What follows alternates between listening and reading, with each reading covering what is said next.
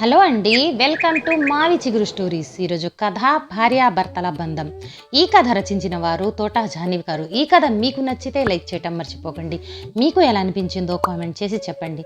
ఈ ఛానల్ని కొత్తగా చూసేవారు మరిన్ని మంచి కథల కోసం సబ్స్క్రైబ్ చేసి బెల్ ఐకాన్ ఉంచండి. అప్పుడు ఏ కొత్త వీడియో పెట్టినా మీ దాకా వస్తుంది. ఇక కథ మొదలు పెడదాం. సరళ పేరుకి తగ్గట్టుగా సరళంగా మాట్లాడుతూ ఉంటుంది. పొడవైన జుట్టు, కళ్ళు మాట్లాడతాయని తన కళ్ళను చూసే ఏమో అనుకుంటారు. అందగత్తే అని చెప్పలేము, కానీ చూసిన వారు మాత్రం మరలా తిరిగి చూస్తారు. అంత ఆకర్షణ తనలో. నడుం మీద నడయాడే జడ వెనక నుండి చూసేవారికి మతి పోగొడుతుంది. అటు తిరిగి వంట చేస్తున్న సరళను వెనక నుండి వాటేసుకున్నాడు మాధవ్. ఓయ్ నిన్నే! ఆ పిలుపులో మత్తు గమ్మత్తుగా ఉంది సరళకి. ఆ కౌగిల్ని ఎంజాయ్ చేస్తుంది. కానీ బయటపడకుండా విసుక్కుంటూ, ఏంటి దొరగారు లేవగానే పాసిముఖంతో వంటగదిలోకి వచ్చారు, వెళ్ళి బ్రష్ చేయండి, కాఫీ తాగుదురు గాని అని బయటకు తోసింది.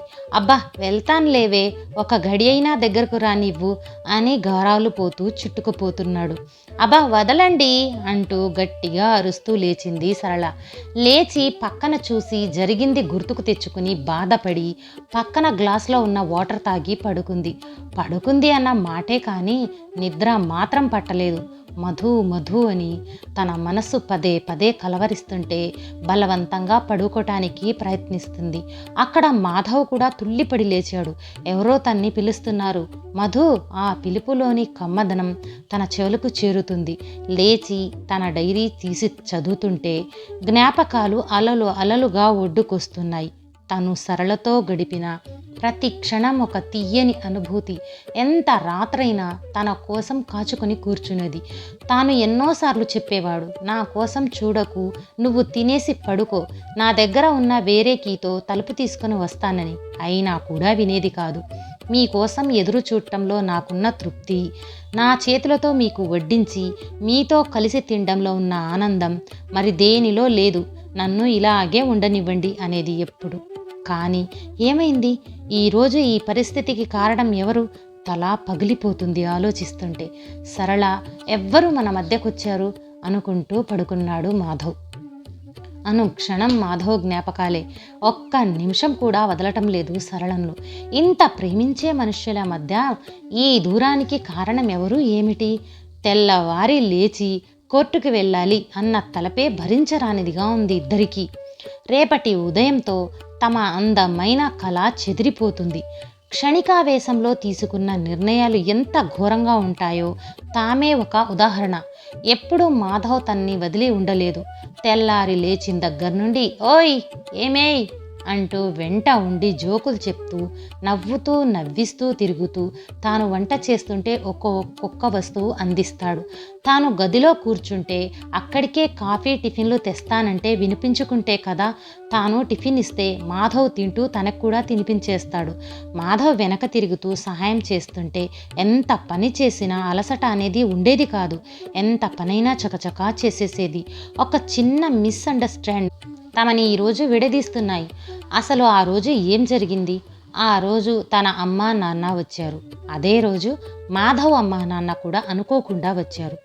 తాను వంటగదిలో పనితో సతమతమవుతూ ఉంది. 1-2 సార్లు మాధవ్ సహాయానికి రాబోయాడు. కానీ సరళ అత్తగారు చూసి, ఏరా ఇక్కడేం చేస్తున్నావు? నీకు వంటగదిలో ఏం పని? వెళ్ళి టీవీ చూసుకో, టిఫిన్ అక్కడికే తెస్తుందిలే అని పంపించేసింది ఆవిడ. ఈలోపు సరళ అమ్మ వచ్చి, ఏం టిఫిన్ చేస్తున్నావు? మేము బయటకెళ్ళాలి, కొంచెం మాకు ముందు పెడితే వెళ్తామంది. దానికి సరళ అత్తగారు, మీ అమ్మకే కాదు మాకు పనులున్నాయి, ముందు మాకు టిఫిన్ పెట్టు, నా కొడుకు అక్కడ ఆకలితో చుట్టుకుపోతున్నాడు అంటూ దీర్ఘం తీసింది. అసలే ఒక్కరితే పని చేసుకోలేకపోతుంటే నాకు ముందంటే నాకు ముందని అల్టిమేటివ్ ఒకటి, ఎవరికి వారు చేయకుండా నేను వెళ్ళి సహాయం చేయటం ఏమిటని భీష్మించుకొని కూర్చున్నారు. సరళ వాళ్ళ అమ్మకి హాస్పిటల్కి టైం అవుతుందని సరళ అమ్మా నాన్నకి గబగబా టిఫిన్ పెట్టేసింది. తన అత్తగారు ఇంకా తయారవ్వకపోవటం చూసి. కానీ ఆవిడ అది తట్టుకోలేకపోయింది. అత్తామామలమైన మమ్మల్ని కాదని ముందు వాళ్ళమ్మా నాన్నకి తిండి పెట్టేసింది. అందరూ తిన్న తర్వాత మిగిలిన అడుగో బొడుగు మాకంటూ.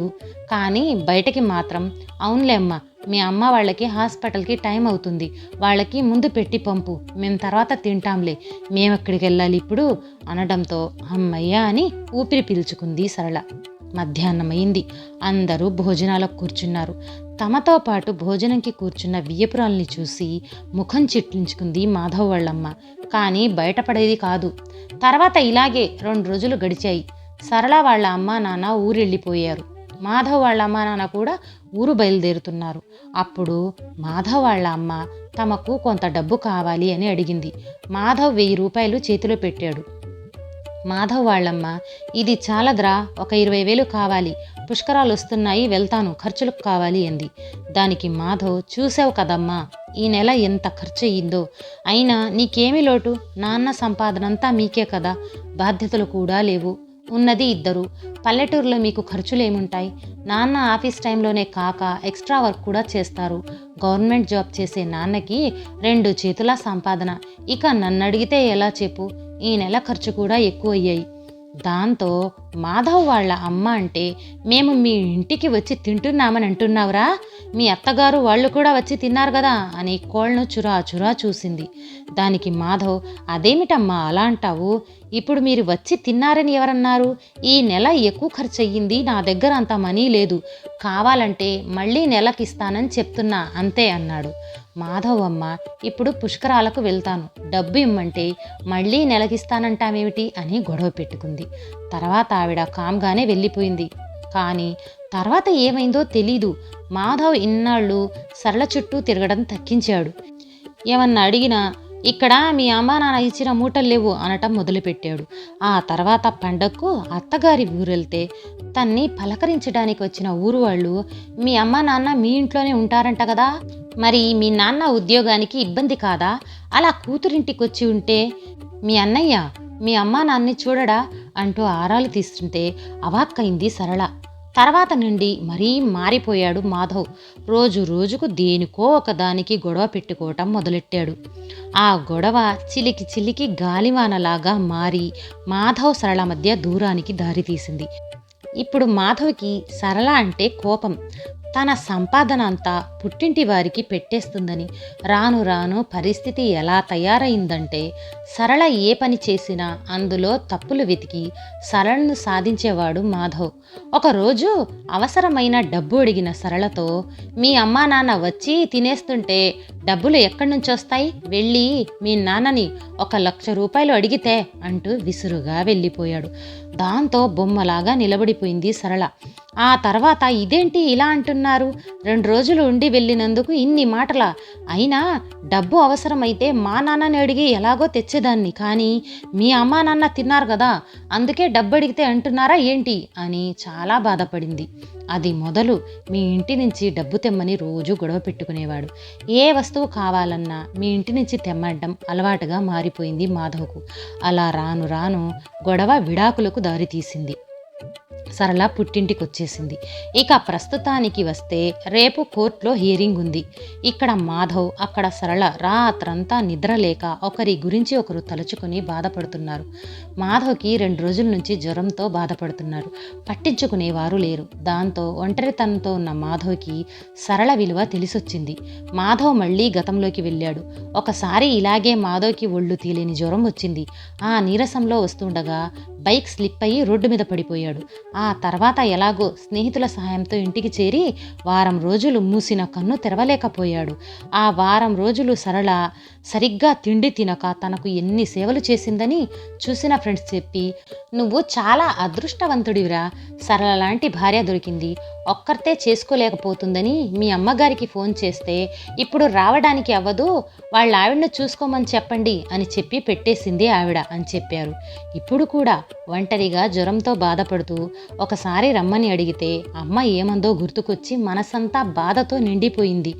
నన్ను రమ్మంటావేమిట్రా, నిన్ను చూసుకుంటుందనేగా నీకు పెళ్లి చేశాము, నువ్వేమో గొడవ పెట్టుకుని విడాకుల దాకా వెళ్ళావు, నేను ఎంతకాలం నీ దగ్గరుండి సేవ చేస్తాను, నాకు ఇల్లు సంసారం ఉంది, నువ్వంటే మీ ఆవిడ్ని వదిలేసావు కానీ మీ నాన్న నన్ను అలా వదిలేయలేరు, నేను లేకపోతే ఒక్కరోజు కూడా ఉండలేరు మీ నాన్న, నాకు రావడం అసలు అవ్వదు, ఏ హాస్పిటల్లోనో జాయిన్ అయితే అంతా వాళ్లే చూసుకుంటారు అంటున్న తల్లి మాటకు బిత్తరపోయాడు మాధవ్. అప్పుడు తెలిసింది సరళ విలువ. తల్లంటే ప్రేమకు ప్రతిరూపం అంటారు, కానీ ఏ తల్లి కూడా పెళ్ళైన కొడుకును పట్టించుకోదని అనుభవపూర్వకంగా తెలిసొచ్చింది మాధవ్కి. దాంతో మాధవ్ ఒక నిర్ణయానికి వచ్చి నిశ్చింతగా నిద్రపోయాడు. మర్నాడు ఏం జరిగిందో నేను చెప్పక్కర్లేదనుకుంటాను. ఇంకేంటండి, మర్నాడు కోర్టుకి వెళ్ళిన మాధవ్ సరళని క్షమాపణ అడిగి ఇంటికి తెచ్చుకున్నాడు. నేను మీకు వేరేగా చెప్పాలా, ఆ రోజంతా ఇన్నాళ్ల విరహం మర్చిపోయేలాగా ప్లాన్ చేసుకొని బాగా ఎంజాయ్ చేశారు మాధవ్ సరళ. తర్వాత చెప్పటానికి ఏముంది, అనుభవం నేర్పిన పాఠంతో తమ మధ్యకి వేరే ఎవ్వరినీ రానియక ఇద్దరూ ఆనందంగా ఒకరికొకరు తోడు నీడలాగా కలకాలం జీవించారు. అసలు తప్పు చేయని వారికన్నా ఒకసారి తప్పు చేసి సరిదిద్దుకున్న వారు మరెప్పుడూ తప్పు చేయరని నిరూపించారు. ఈ కథ నచ్చితే లైక్, షేర్ చేసి తప్పకుండా సబ్స్క్రైబ్ చేయండి.